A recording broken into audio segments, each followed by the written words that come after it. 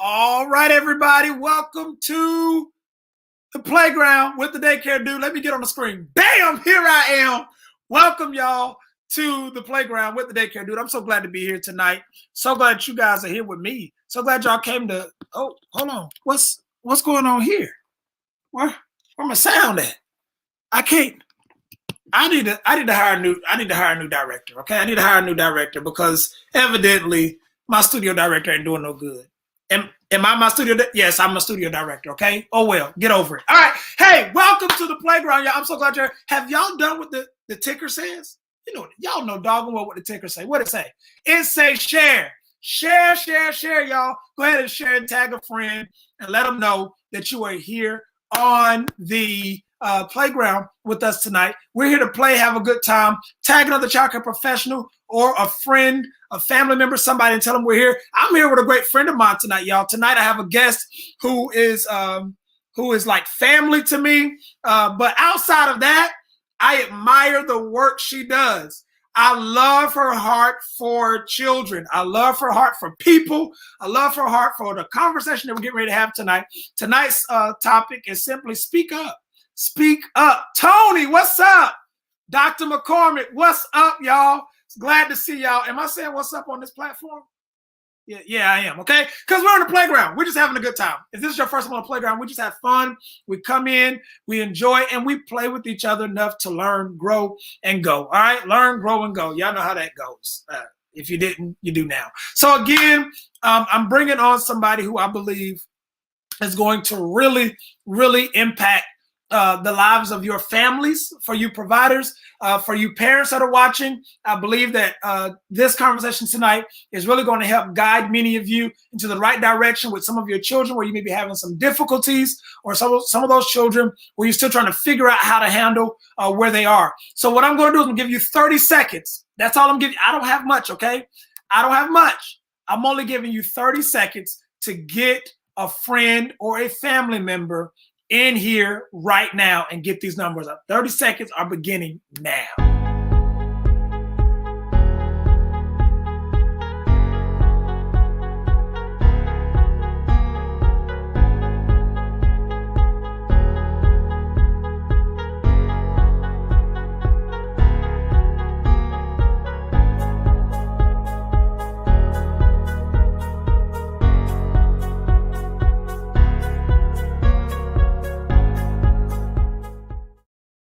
All right, y'all, I'm back.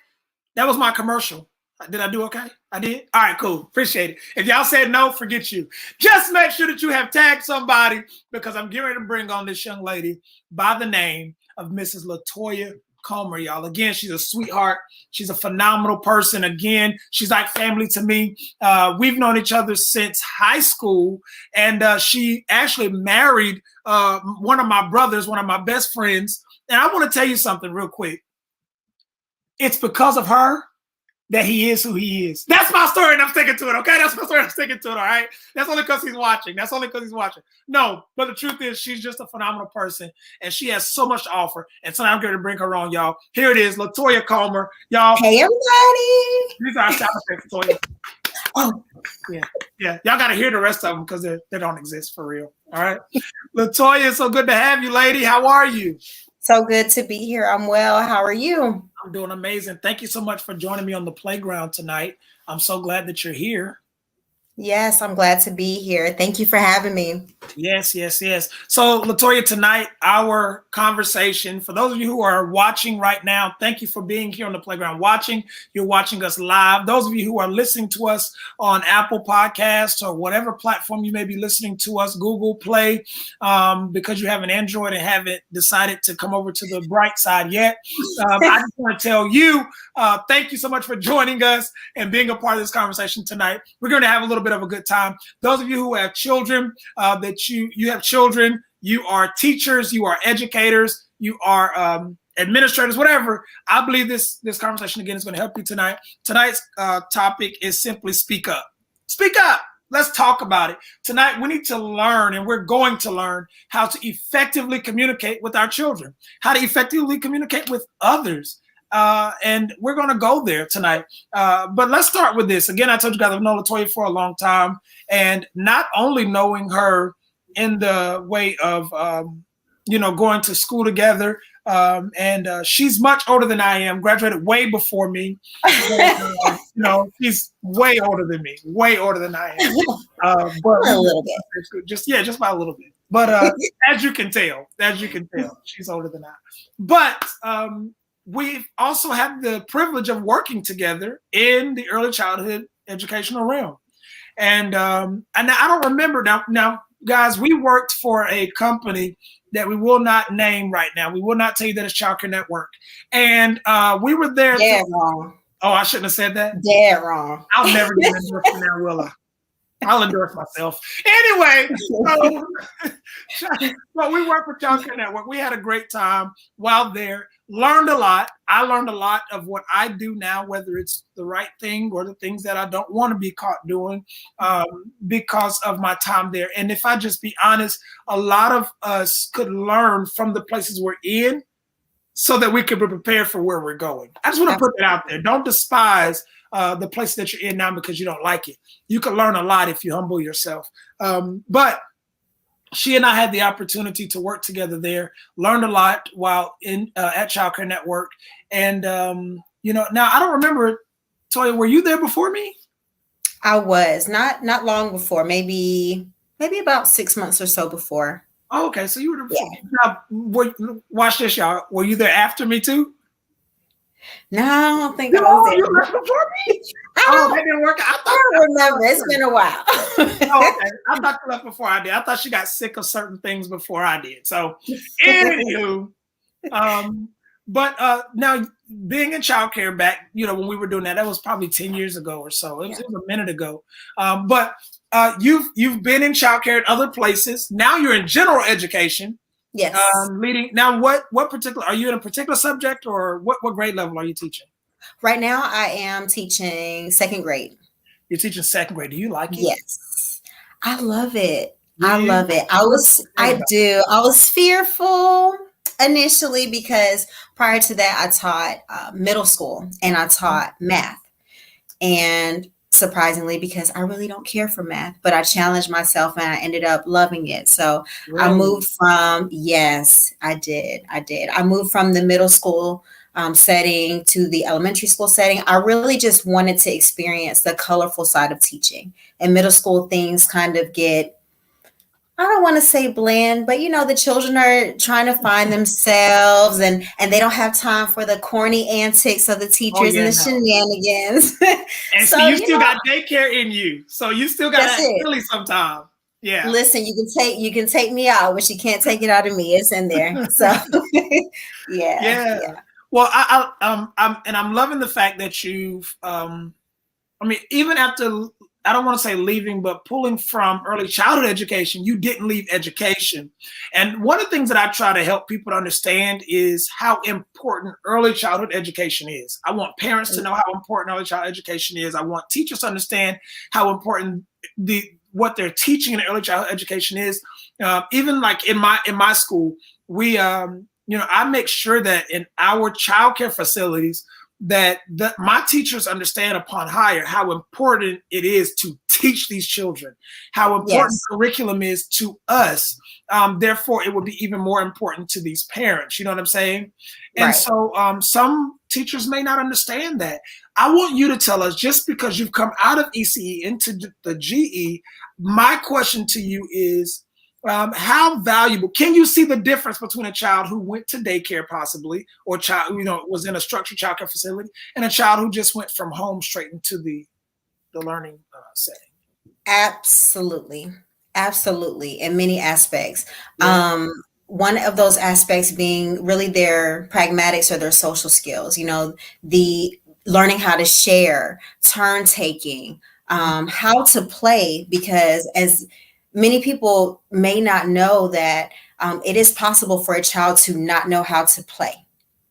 And so for clinical providers, and we'll talk about that later, it is our job to step in and to teach them really how to be children, because they learn a lot through play.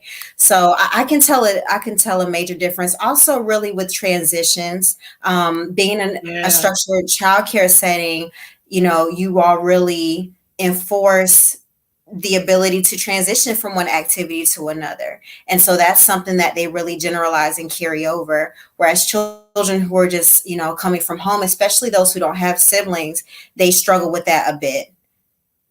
Wow. And so when you see, because again, we're going to talk about effective communication, we're going to talk about early intervention, but in this portion here, so that we can transition into that effective communication piece, my question to you is, how do you, in the general education field, how do you handle a child who you notice may have some struggle with those transitions, as you just talked about, that are so major for us in the early child education? Really, you have to, when you become someone who takes on early childhood or general education as your livelihood, in a sense, you have to be willing to do the work and do the research. And so you also have to understand that it's an individualized approach. Everything will not work for every child. Yes. Learning how to really hone in, first and foremost, research, learn, and hone in on different techniques, such as visual schedules, paired with, verbal instruction, can help a child with transitioning. What children are, they're people. And just like us, we want to know what's coming next. We want to be in the know. And so do they. So, giving those precursors or those warnings prior to transitions can also help as well. Transitions are, even for us in the child care centers, transitions are difficult at times. We try the songs, we try the prompts, we try the, everything that we can to get the child to just be excited about moving to the next thing. But Right. There's always, for some reason, that one. Every time. Little Johnny. Every time. Little Johnny. Little Johnny's everybody's example, okay? Little Johnny, right. or whoever. Little Johnny has an issue with transitioning. And so the thing that I want little Johnny to understand is that, little Johnny, you can't just fall out on the floor and cry and holler and scream because you don't want to move on. We're talking effective communication, okay? Right. What is the one thing that you would say to a teacher who is becoming extremely frustrated in the moment that little Johnny just does not get it? What's the one thing if you could look her in the face right now, you walk into her classroom and she looks like she's getting ready to choke little Johnny, that's not what we do. Don't choke him now. She's ready to choke little Johnny, you understand? But we don't do that. Right. What are you going to say to her other than don't choke him? What are you going to say? Right. Lord, that would be the first thing I think. But I would have to say it's not a power struggle. Don't take it personal. Yeah. So with understanding a power struggle, many times whenever a child is having behaviors that are undesirable, adults go into this personal state, what am I doing wrong? Or what could I have done differently? Or you're not going to disrespect me like that. Oh no. And then it becomes a power struggle and they get stuck in the cycle of trying to prove that I'm the adult in the room. You're the child in the room. You do what I say. And so as a result, no one is really winning. You're both getting exhausted. Let him have his moment. Yeah. Let him have his moment. What does that mean though? Let him have his moment. He is communicating something to you, because communication is not just words, and teachers love to say, use your words, but sometimes we don't know how to use our words if we don't have that in our repertoire already. So let him have his moment, meaning let him express what he's feeling. That is an expression, that is a form of communication. And then once you take a step back and you take a breath, allow him to, simmer down a bit, revisit that thing and talk about it. Because although children are resilient, they are much smarter than what we give them credit for. And holding them accountable for their actions is big. It's huge. So yeah, it's not a power struggle. Now, okay, I like that you say that, and that makes me feel really good. First of all, hey Mel, it's good to see you. Hey, Angela. It's good to see you too. I like to talk to my friends on the playground. Toya, do you want to say anything Nice. to the people on the Hey, playground? y'all. I Okay, can't my see bad. you, but So, so here's my thing. We talk about the power struggle because that's a big deal. If we don't teach our teachers, if we don't get our staff to understand to just be, I say that all the time. I don't need you to try to prove anything. Just be who you are. Be the teacher. Be in charge of the classroom. Be the leader in the room. The child will submit to that. But when you have to force who you are on a person, then they reject not just you, they reject the energy of what you're trying to thrust upon them that they don't fully understand. Does that make sense what I'm trying to say? Absolutely. So Absolutely. my question is, you said that to Miss Stevens now, because Miss Stevens is the teacher that you've had to correct or help to understand this. Her thing is, well, Miss Latoya, how long do I have to let him have his moment? How long is this moment gonna last? Because that's the real problem. The real problem is not that he's having a moment, it's that I can't control the time of his moment. Right. And most teachers want to be in control. Go ahead. Absolutely. Honestly, you would love to put a time stamp on that. You would love to say, "Oh, give him 2 more minutes, he'll stop." Right. But the reality is that may not be the case, and so it would be unrealistic to assume that his moment is going to be short-lived. Yeah. You really, and it's unfortunate because it's like you want to serve the child who is having the moment, but at the time it's like, okay, now when do I get the opportunity to serve the other children who are here to learn, who are here to have great behaviors? And I think that's something that a lot of teachers struggle with, trying to find that balance, or feeling as if they're unbalanced as a result of majority of their attention being focused on little Johnny, our favorite example, versus the remainder of the class. So you really can't put a time step on that, but what you can do is put preventative measures in place for next time, because as you stated earlier, being in the moment of something, you may not like it so much in the moment, but there's always a lesson in it. Okay, so let's do this. I want to say this because, again, for those of you who are watching, you just come in, thank you for joining us, and you're listening, thank you. But you may not know, as I stated in the beginning to those who were with us from the beginning, I know Latoya on a personal level, and I realize that she's not just saying this stuff because it's good information. She's saying this because this is what she teaches people. This is what she believes. This is what she loves. This is her passion, her area of passion. And so with that being said, Latoya, I understand that you're big on acknowledging all forms of communication. Understanding all forms of communication, acknowledging all forms of communication. So here's my question. It's going to sound a little elementary, but it's my question. No. Here it is. My question is, are there different forms of communication? And if there are, okay, so there are. So what are they? And or what are some? Tell me what some of them are. Okay. Well, first I will start this off by saying a lot of people use the term speech, language, and communication all synonymously, and they are not the same. Uh-oh, I done messed up already, y'all. They are not the same. Talk to me nice, or don't talk to me twice. Come on. I learned that the other day, by the way. Okay, go ahead. Speech is what is vocalized with intention. Okay. So when a child or an individual, anyone who is engaging in dialogue vocally, that is speech. That is what is said. It has to be vocalized with intention. Otherwise, it's just sound. Okay.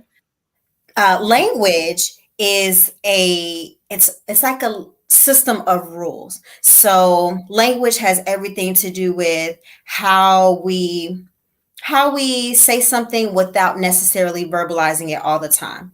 So a lot of people hear the word language and they think, the language that you speak, Mandarin, English, Spanish, and it's more than that. It is, what you say based on your environment, where you come from, how you communicate. It is a part of communication, but it is not all of communication. Language does not have to be spoken. That's really what I'm getting at. So language is twofold. It's receptive, it's expressive.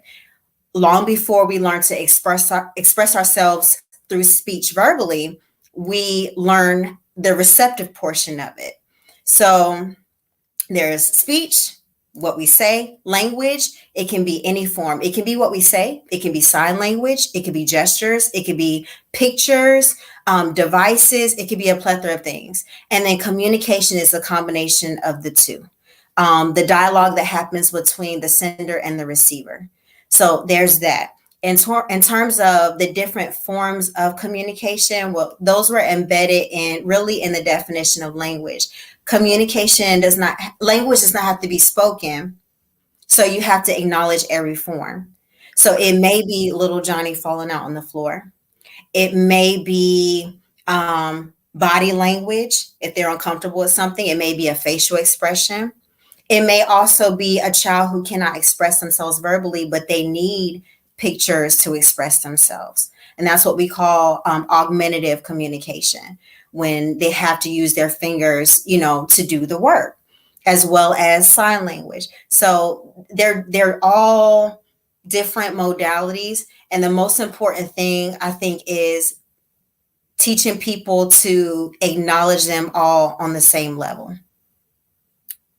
I just want to say that, so Latoya is supposed to be teaching me how to do sign language for over 30 years now, and I have learned nothing yet. I just want to put that out there. Okay? Well, you know what's sad? I'm losing it because I'm not using it. It's terrible. Well, that's not okay. I need you to get that back. So you talk about the difference between speech, language, and communication, correct? Mm-hmm. Yep. And if we understand the difference between them all, then we can be effective in each one. Absolutely.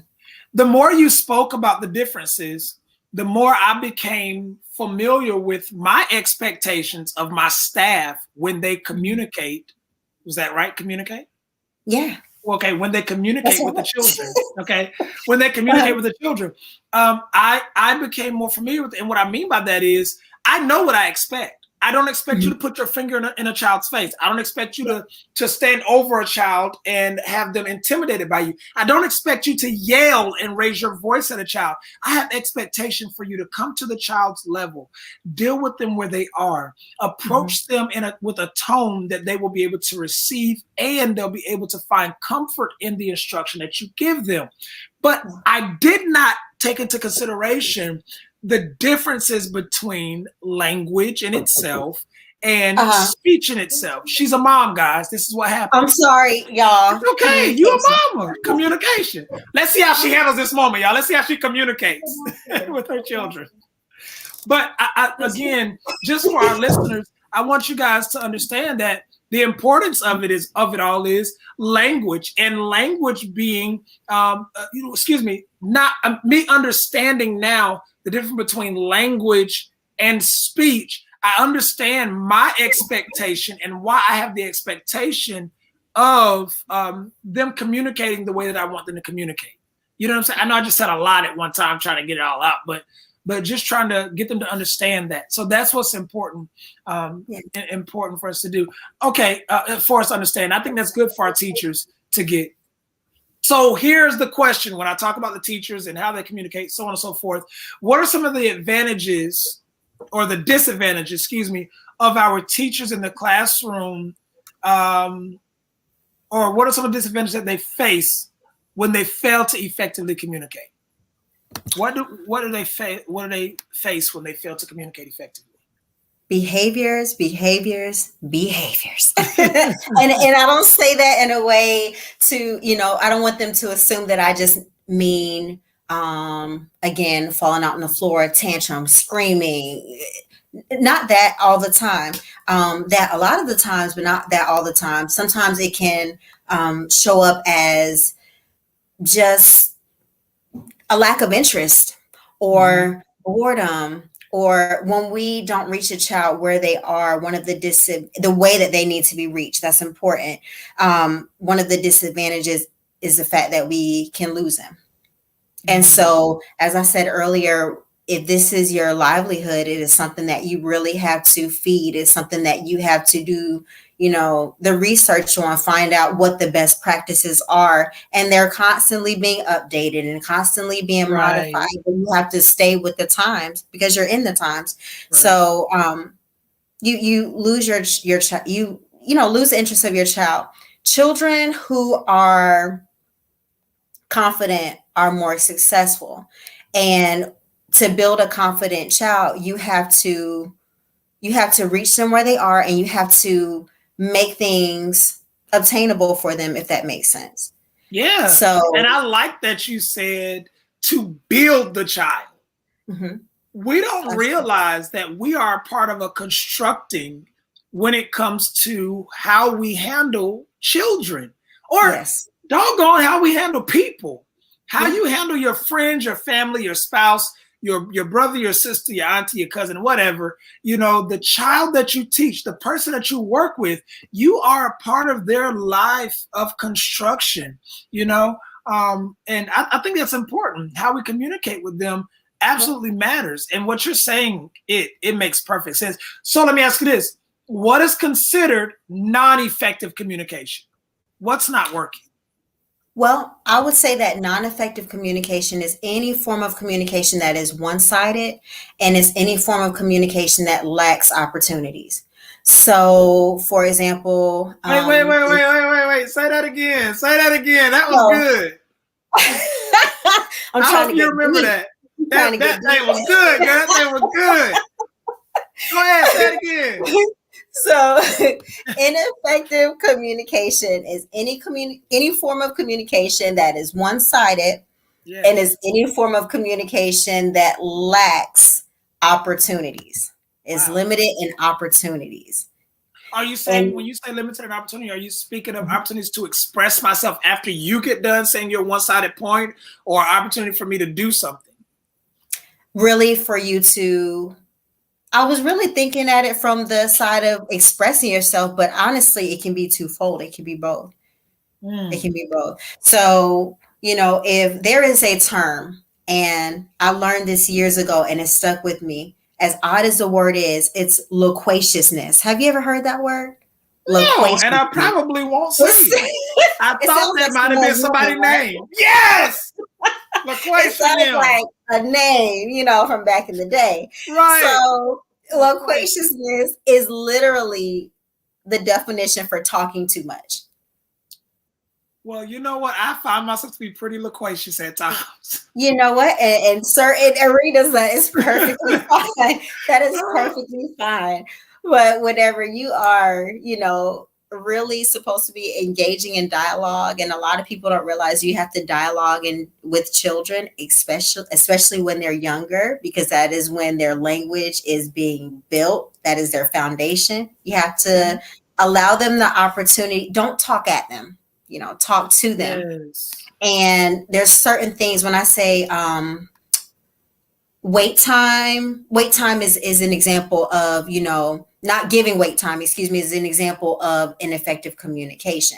Because if you're loquacious and you're talking, and then you ask, and then before they can get it out, you're talking, you don't allow time for effective communication. And you certainly don't allow, I just saw it pop up. You do not. Listen, that is a real word. Melody, use that word tomorrow in circle time. Melody, right. Melody is a fellow, I'm sorry, cut you off. Melody is a fellow child care professional. And she's in, oh Lord, Melody, I forgot where you at. She ain't here in North Carolina, but I'm grateful for her being here and supporting. Yeah. She has a phenomenal event that's coming up soon. But go ahead, keep talking. You said loquacious. Loquaciousness, you hear me? Yeah. Restorative practices. Yes, ma'am. So it is important for you really to give wait time. A lot of people don't realize that. whenever you ask something and you give wait time, it not only gives the receiver the opportunity to respond, but it gives them the opportunity to process. And processing is a big part of effective communication. It's a system, really. It's a system.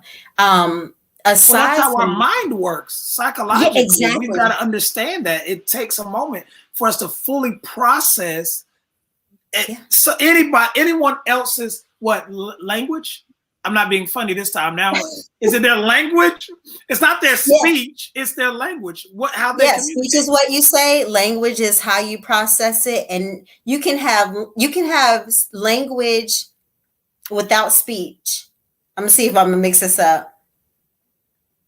You can have one without the other. There you go. But I don't want to mix it up. There you go. I don't want nobody saying you ain't know your stuff. So you got one I have to think about it. Give me a second to think on it, because even I have used it for so long synonymously, it takes me a little bit to really think about the difference. Yeah. And before you know it, it bleeds back together. Yeah. But really, we're just aiming to be active listeners, and that is a learned skill. It isn't something that happens overnight. A lot of people talk to or listen to respond versus actively listen to process, and to really get an understanding of what the speaker is saying.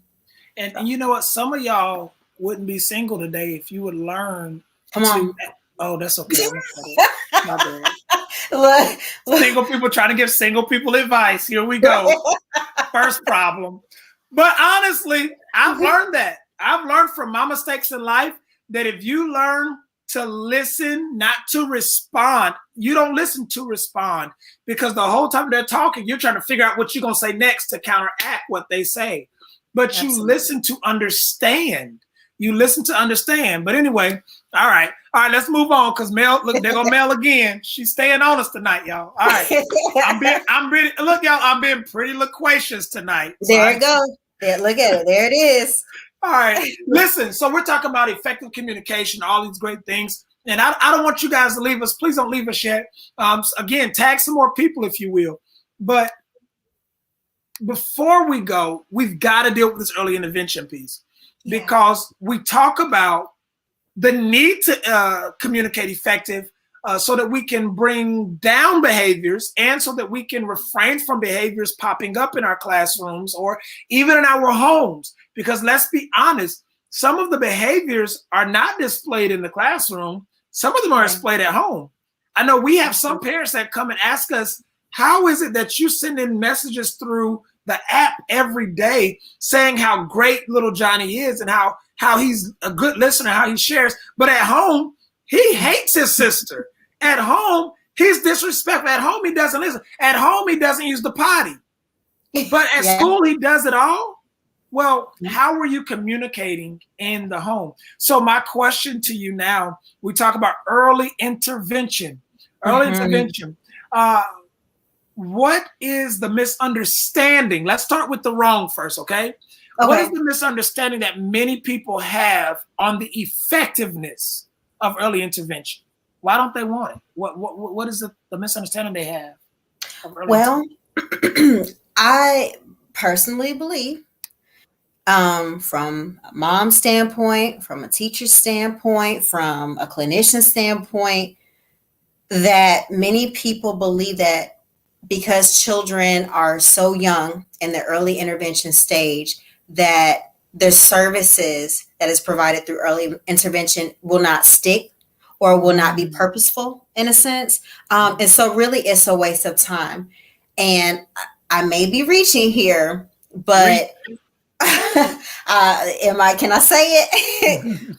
Jumping in and engaging in early intervention services, or bringing early intervention services into your home, because really that's what you're doing. It requires you to be accountable. It requires a certain level of accountability on the parent side, or, and a lot of people do not want that added stress or those added tasks. And so they write it off. Some people who don't necessarily write it off for that reason, they're in the ballpark of, my child is young. Perhaps this is something that is a waste of time, or they'll have time to catch up. A lot of times atypical behaviors become typical to those who are used to it. Oh, so a lot of times they may not. I need to back it up. Because you use the word atypical. Help us to see exactly. Let's identify identify through example. What are some atypical behaviors that we may see in our classrooms? Let me slap my wrist right now because I need to be breaking this stuff down. No. You don't have to break it down. I just want to make sure that we see, because a lot of times we ignore. Tony Sticks says this here. Tony Sticks Miguel says this right here. He says early intervention. In other words, something is wrong. And we always see it that way.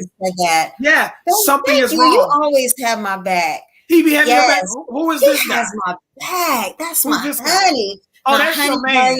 Sugar Lump. Oh, yeah. Hey, Sugar Lump. Hey, Sugar Lump. So, yes. Okay. Oh, my goodness. I'm so glad he said that. There's so many reasons, and that is one. Yes, it's taboo. You do not. Okay, when we have our children, right? Mm-hmm. Think about when you were expecting, your first child, your second child, however many children you have. You're like, man, my child, they're going to grow up to be the president. They're going to do anything they want to do, and in your mind, you construct this perfect Patty and this perfect Paul. And then when you birth your children and you realize that, there's a delay of some sort, or, they're not reaching the milestones that, the professionals are saying that they should be reaching at this time. Right. It puts them in a defense mode. Because you still want your child to be whatever they want to be. You still want them to reach whatever heights they desire to reach. And whenever they are labeled, it is like putting scarlet letter on them, saying that there is something wrong with them, when in all actuality, and I like to say different abilities. Disabilities is what's in the textbooks. I like to say different abilities, because it's not them being without, it's the fact that they're doing it differently, and we have to meet them where they are. They're not broken. It is just a difference. It is like trying to put and this is throwback, so we're gonna tell my age, a Super Nintendo game. Jesus! Inside of a Sega Genesis game system. Sega Genesis game system. You can't. It doesn't mean that the Super Nintendo, game is broken. It just doesn't work for that system. So you have to find the system that works. And like I said, it takes a level of accountability. It takes teamwork. It takes a village. It takes research. It takes time. But most importantly, it takes being able to look at your child and not see that there's something wrong with them. Can I say this? And from a professional standpoint, you might slap my hand, and that's okay if you do. But I want to say to the parent or to the person, even that childcare professional who sees that there's something that needs attention with a child in your home or your classroom, and you choose not to, I just want to say this real quick. You're selfish. Go ahead. You're selfish. And because you're thinking about you. You won't let your pride get your child the help they need. Yeah. Your child needs attention. That child in your classroom needs attention. And that parent, let's talk to the childcare professional for a second. That parent, come here, let me talk to you. Come here. Come close. Thank you. That parent is depending on you to help them rear that child up and give that child the best that they can have. And so it's up to you to inform them that there are resources out here and what those resources may be. But if you're ignoring them because of the pride, or you're not educating yourselves on the signs, you're not doing that child a favor. You're not helping that child at all. So here's my next question. Mm-hmm. Should parents prioritize early intervention resources, or should it be the responsibility of the early childhood educator? Hey, Val. So you said, hey, go ahead. It is a team effort. Both parents and early childhood educators should prioritize. It is a priority. Early intervention resources. It is a team effort. I cannot stress that enough. It truly takes a village. It really does. And when referring to early intervention services, whether it's getting them the proper evaluation, speech, occupational therapy, physical therapy, maybe it's a smaller resource setting once they get into, general education, whatever it may be, providing a child with early intervention is basically like you're running a race with the child. When you provide them early intervention services, regardless of if you are the child care provider or the parent or guardian of the child, when you provide those services to them, or you reach out and provide those resources, you are putting the baton in the child's hand to let them win the race or help them to win the race versus throwing the baton in midair in hopes that they'll catch it. That's the best way I can. Girl, hold on, y'all. I done found some sound effects for this girl. Hold on. You hear that? Y'all. Okay. Come on here.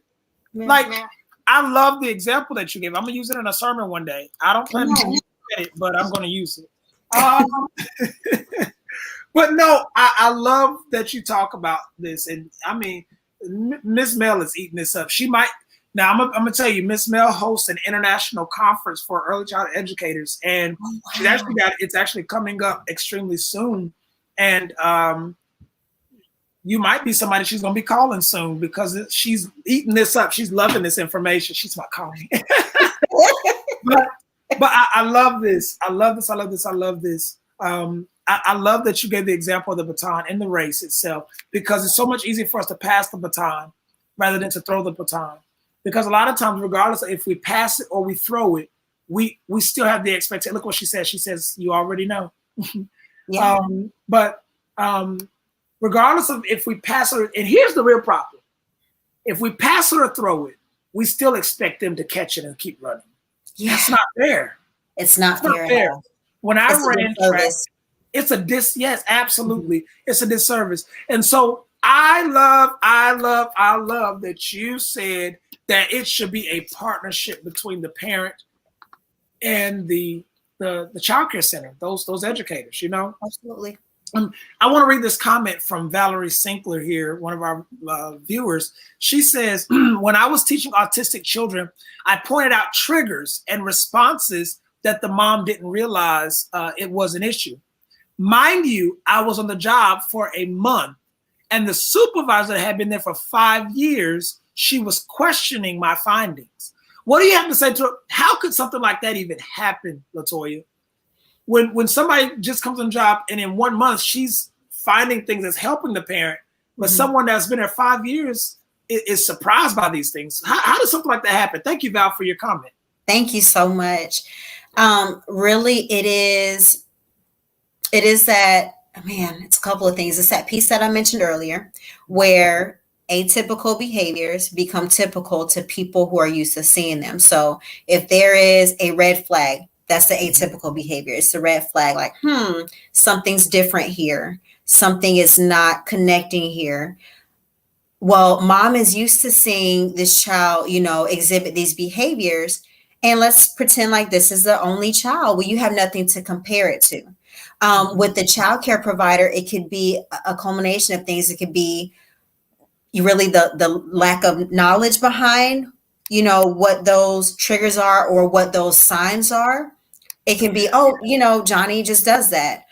Or a lot goes into really referring a child. A lot goes into diagnosing a child from a clinician standpoint. And that's out of my scope of practice. But just knowing what, goes into it, it's a lot. And a lot of people don't want to get involved or wrapped up in that cycle because it brings about accountability. You're going to have to document. You're going to have to meet. You're going to have to progress monitor and watch. You're going to have to do these things. And so it really just depends. It's difficult to say, but it could be maybe she really didn't know. Maybe she really did not see the signs, or she was forewarned that this was typical. And I don't like to use the word normal because what is normal? We're all crazy. Right. I got a problem. Yes, that's true. Yeah. That's true. I'm pretty normal though, guys. I just want to put that out there just in case anybody thought I was abnormal. That's not true. I'm pretty normal. Nothing weird about me at all. Nothing at all. No, I'm just joking. So Latoya, I'm enjoying this conversation, and our time is coming very close to an end. You know, I tell staff all the time. Hold on. First of all, I've got to highlight this. What is normal? Yeah. First of all, you need to get a T-shirt. That's okay. I'll do it. Don't worry about it. I'll make some money off of it. No. What is normal? What is normal? Everybody, somebody. Well, how can we? What can I put? Make me some money right quick. What is normal? Everybody matters. Everybody should be. I don't know. Help me out. Yeah, inclusion. Yeah. What is normal? What is normal? You're weird too. Okay, no, not the, oh yeah, that's good. Weird. Maybe not weird. Oh, don't do that. Oh, okay, sorry. Okay, my bad. All right, but I love this. I love what you're saying. It's making so much sense. And if our staff, if we as owners and administrators within our centers, these directors, if we gave our teachers this type of educational access, if we gave them these type of educational opportunities to learn about the simple things, the simple things of life, as far as just something as small, I'll say small, something as small as effectively communicating and getting to the root of the problem, you know, then we could see so much success pour out of our children. Absolutely. Whether again in the home or in the classroom, you know, we could see that. So Latoya, as we get ready to close here, my question to you is: there is a parent that's watching right now.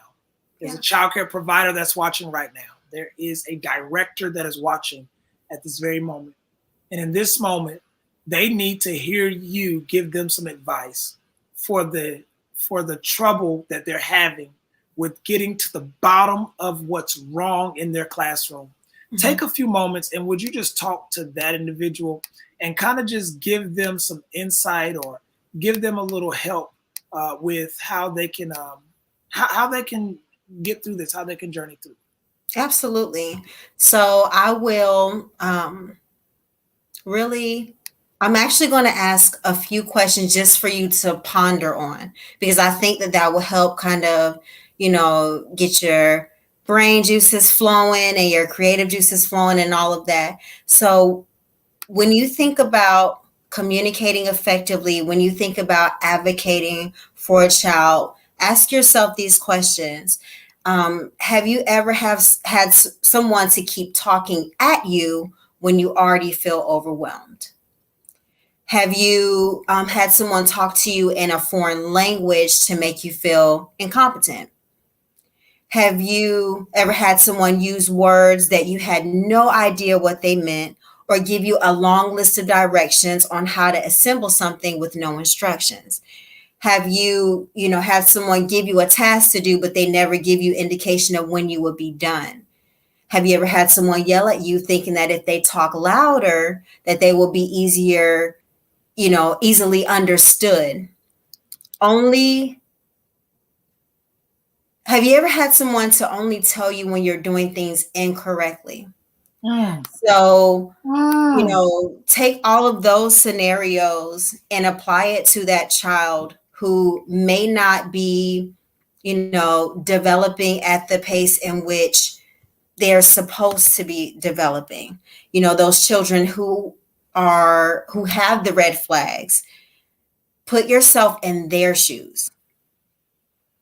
It is important to have a theory of mind, really to think about the point of view of others. And as cliche as this may sound, treat others the way you want to be treated. That carries all the way through life. Do not let them fall through the cracks because you don't want to take the steps to push forward. Push forward. If I had to just cut all of it short, I would say push forward. And you take that, and it's whatever it means to you. If it means push forward to get the additional knowledge, get it. There's so many platforms and so many resources. If it means push forward as in I've gotten the resources, but I don't necessarily, know if it's working, keep going. Things take time. Growing pains are necessary. It is necessary. So push forward. Push forward. I love that.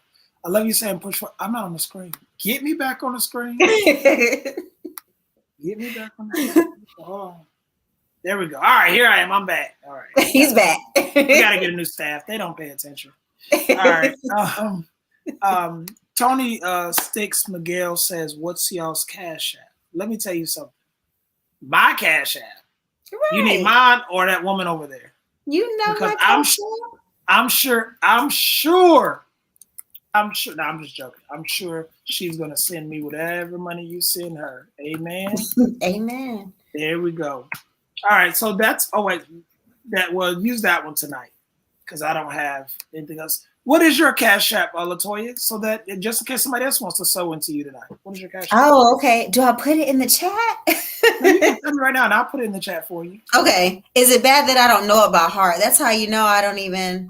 It's okay. You're older than I am. I'm old. Look, I didn't have to push my glasses up on the tip of my nose to look for it. Tony knows what it is. Tony, put it on the screen for us.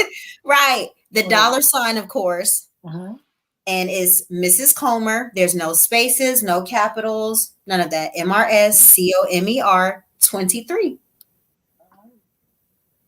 All right, guys. So you can give to Mrs. Comer 23 right there if you want to be a blessing. Raymond, I said no capital. See, you don't listen. Oh, you said no cap? I don't think that matters.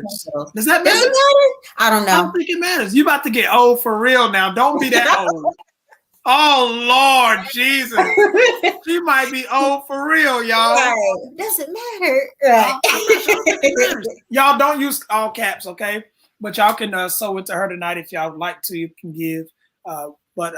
Hey, so I've enjoyed you, sis. Thank you so much for taking the opportunity to just be here with little old me tonight and to enjoy this time to share with this community of amazing leaders in this business, in this industry, parents who are here that are watching as well. This is information that benefits us. This is information that benefits families. And I'm going to tell you the truth. I'm in the business that I'm in because I care about people. I love people. And I want to see people succeed. And I want to see families grow. I want to see families stick together, work together, grow together. And I want to see children become the absolute best that God has placed on the inside of them. And I believe that we are the instruments that help them create the sound that they are, that they should produce. All right. And that is when we avail ourselves. A piano is nothing if it's not available to you. You can't put a sound to a drum set if you don't get to it, if you don't have access to it. So we've got to avail ourselves to children and allow them to see that we are the instruments to help them to produce the sound that they should have to come forth in the earth. And I believe that that's who we are.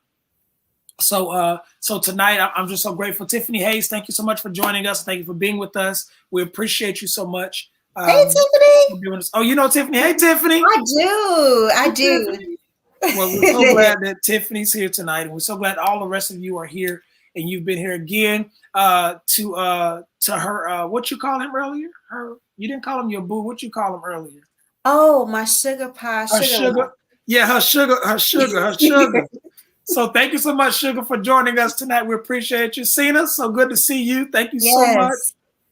Yes, and Valerie says, when you love what you do, you'll be great at it. Absolutely true. Absolutely true. Hold on. Someone else says, Jamie Weedle says this. She says, I'm currently homeschooling, and this information was so helpful. Jamie, I did not know you were homeschooling. That's phenomenal. We've got to get you on the show so we can talk about homeschooling. I will apply these principles even in my home when working with my littles. Thank you. You are welcome. We're so glad. So, Latoya, this is wonderful that you've been able to help aid these people and help even myself and getting us to the next place. Yeah. So we appreciate you. Hopefully you'll come back and play with us on the playground again soon. Absolutely. All right. Well, don't go anywhere yet. All right. Okay. All right, everybody.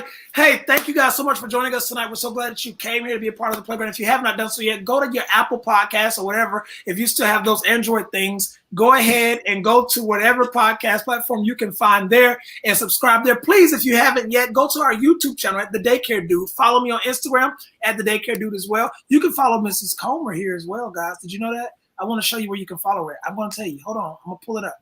There it is. You can follow her at Mrs._Comer23. You can follow her there. I want you to follow her as quickly as you can. And if you can, follow me on Instagram as well at The Daycare Dude. So everywhere you can find me at The Daycare Dude, I want you to go and tag, like, share all of the content that you can find there. Love it, however you want to describe it. I need you to do it, all right?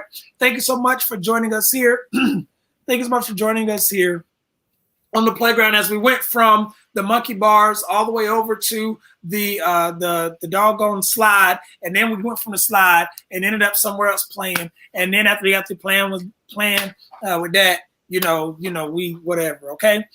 First of all, when we said Apple, first of all, we don't talk bad about Apple on this platform. All right, Christina? Your comment can't stay. All right. But again, thank y'all so much for joining us. If you didn't get to catch the entire episode and the entire conversation between myself and this phenomenal speech pathologist assistant and educator, Mrs. Comer, I'm here to tell you that you can, again, subscribe to the podcast platforms and YouTube and watch it all over again, and it'll air tonight, all right? God bless you. Have a smile upon you. I love all of you, and I mean it.